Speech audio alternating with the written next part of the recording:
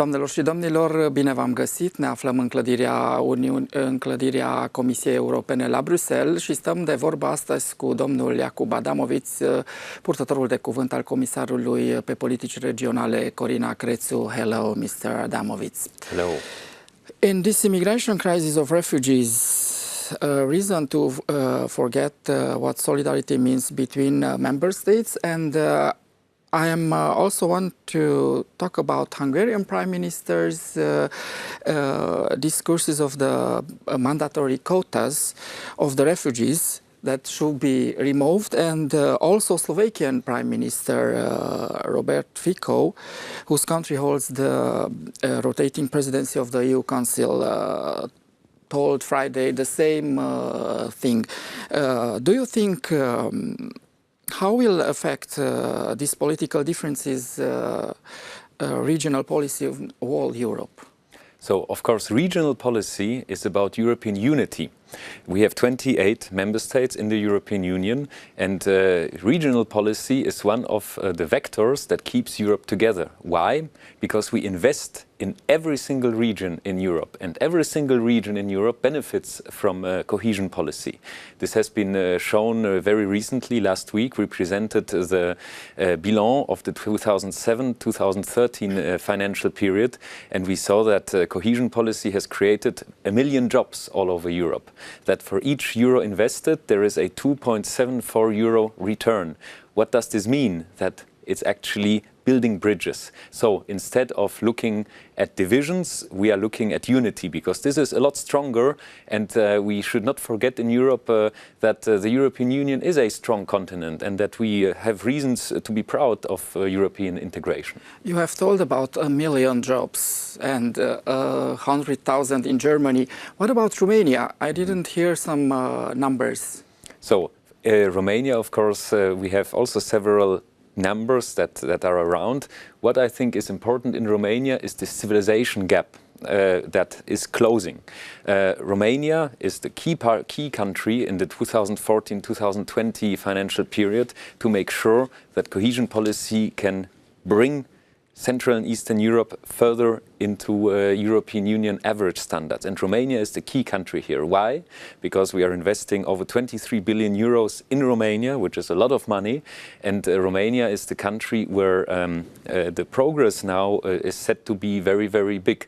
Important, however, that Romania's administrative capacity also follows. So, instead of only looking at the numbers in the case of Romania, it is also worth remembering that the civilizational changes which are now happening in Romania count even more, because this is also what cohesion policy is all about. It's about bringing the European standard into Romania.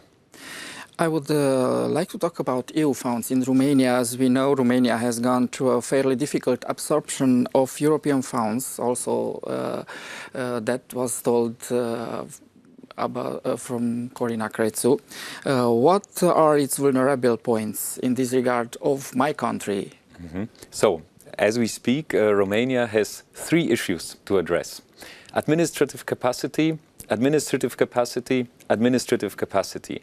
I'm saying this because this is really what matters the most, in the sense that, you know, Romania next year will celebrate 10 years of membership into the European Union, years in which the country has changed already a lot. So it's also normal that at an early stage the absorption is not as effective and as high as with countries that are already participating in the scheme for longer periods.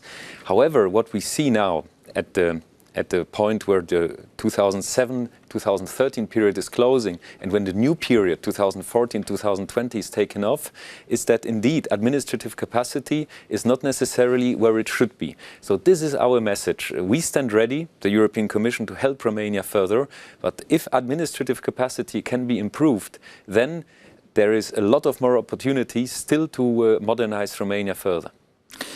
I want to ask you, how do you encourage the young investors to get EU funds to start maybe little businesses or create jobs? Because here in Romania I have a little problem. So indeed, what is important for us is to now get the link right between the regional funds and the so-called Juncker plan. Because the Juncker plan is addressing itself also to private investors and to the financial sector. Linking the two together will unlock more potential. This is also, of course, a message to small and medium-sized enterprises, as much as it is to the financial sector in Romania in terms of financial instruments, because there are still resources that are untapped. So it's not only about building new motorways, building new hospitals, building new schools. It is also about the knowledge-based economy. And in the end, this will decide the speed of convergence of Romania towards Western Europe. Building motorways is important, but having a knowledge-based economy which generates higher wage levels is more decisive to really have the convergence of living standards afterwards. So the message to young entrepreneurs is make sure you also make use of the Juncker funds and not only of the regional funds.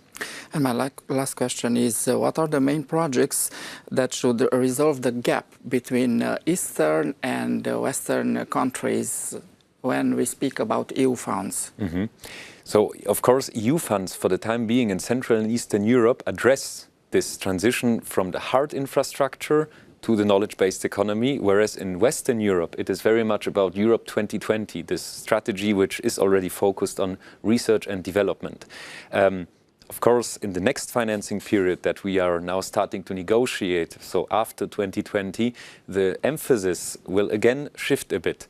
But to give you an example of a country that has also started from a relatively low level in terms of development and has come far, which was the case of Spain. So Spain, in the period 2014-2020 for the first time, has more investment into research and development than in hard infrastructure. Spain joined the European Union in 1986. So you could argue that it took around 30 years for the country to do the hard infrastructure catch-up process until the moment came, of course complicated with the financial crisis that hit Spain hard, but nevertheless the moment came where Spain turned into a country that has above average EU GDP and where the research and development component is now stronger. So this is also a perspective for countries like Poland or Romania of how things could come in the future. Mr. Adamovitz, thank you very much for your explanations. Doamnelor și domnilor, vă mulțumesc pentru atenție. La revedere!